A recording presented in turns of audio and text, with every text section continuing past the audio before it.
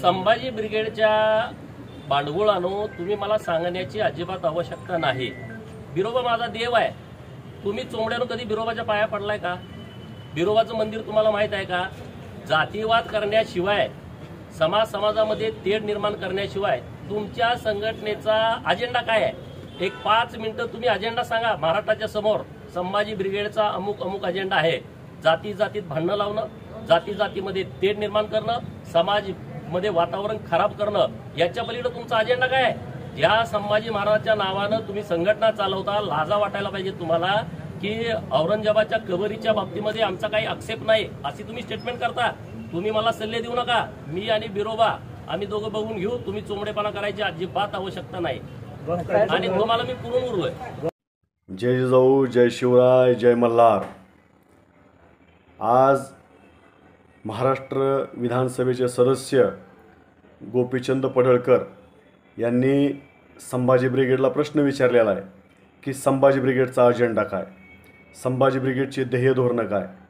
संभाजी ब्रिगेडनं या महाराष्ट्राला अनेक सामाजिक, सांस्कृतिक आणि ऐतिहासिक दिशा देण्याचं काम या संभाजी ब्रिगेडच्या महाराष्ट्रातील छाव्याने केलेलं आहे।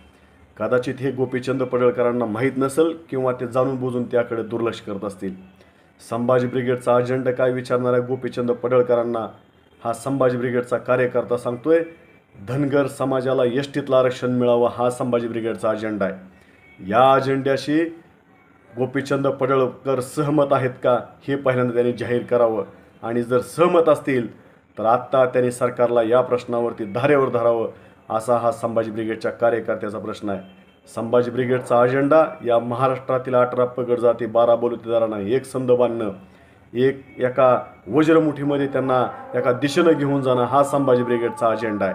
आणि या अजेंड्यावरती संभाजी ब्रिगेडनं महाराष्ट्रामध्ये अनेक वेळा अनेक आंदोलनं उभी केली आणि उभे करत असताना सर्व जाती धर्माला सोबत घेऊन जाण्याचं काम संभाजी ब्रिगेडनं केलेलं आहे। संभाजी ब्रिगेडनं काय केलं मग विचारणाऱ्या गोपीचंद पडळकरांना हा संभाजी ब्रिगेडचा कार्यकर्ता सांगतोय की छत्रपतींचा ज्या मावळ्यांनी रक्त सांडून इतिहास या महाराष्ट्राचा उभा केलेला आहे, जो महाराष्ट्राचा त्या ठिकाणी स्वराज्यासाठी बलिदान दिलेलं आहे, त्या सर्व मावळ्यांचा सन्मान करण्याचं काम संभाजी ब्रिगेडनं केलेलं आहे। इतिहासाची मोडतोड करून आपली प्रतीका असणाऱ्या महापुरुषांना बदनाम करण्याचं काम या महाराष्ट्रातील काही व्यवस्थेने केलं होतं। त्या व्यवस्थेला त्याच पद्धतीनं जाब विचारण्याचा किंवा धडा शिकवण्याचा प्रसंगी काम कुणी केलं असेल तर या महाराष्ट्रातल्या संभाजी ब्रिगेड या संघटनेने केलेला आहे। शेतकऱ्यांच्या प्रश्नावरती संभाजी ब्रिगेड लढते आहे, विद्यार्थ्यांच्या प्रश्नावरती संभाजी ब्रिगेड लढते आहे, नोकरदार शिक्षकांच्या प्रश्नावरती संभाजी ब्रिगेड लढते आहे। अशा वेगवेगळ्या अंगानं संभाजी ब्रिगेडनं आत्तापर्यंत या महाराष्ट्रामध्ये काम केलेलं आहे।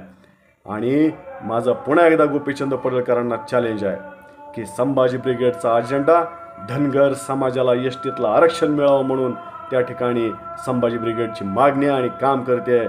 गोपीचंद पडळकरांमध्ये हिंमत असेल तर त्यांनी देवेंद्र फडणवीसांना एसटीतलं आरक्षण मागावं आणि प्रसंगी या सरकारच्या विरोधात आंदोलन करावी। एवढंच फक्त चॅलेंज पडळकरांनी स्वीकारावं। बास झाला, आम्ही समजून घेऊ की पडळकरांना धनगर समाजाची त्या ठिकाणी जाण आहे आणि धनगर समाजाचं कुठलं ना कुठलं काम त्यांनी हातामध्ये घेतलं आहे।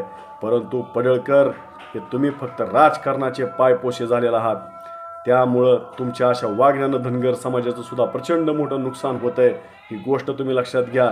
आज धनगर समाजाच्या आरक्षणाच्या प्रश्नापासून तुम्ही समाजाला खूप दूर घेऊन गेलेला आहात, त्यामुळं धनगर समाजातील विद्यार्थ्यांचं प्रचंड मोठं नुकसान या महाराष्ट्रामध्ये झालेलं आहे।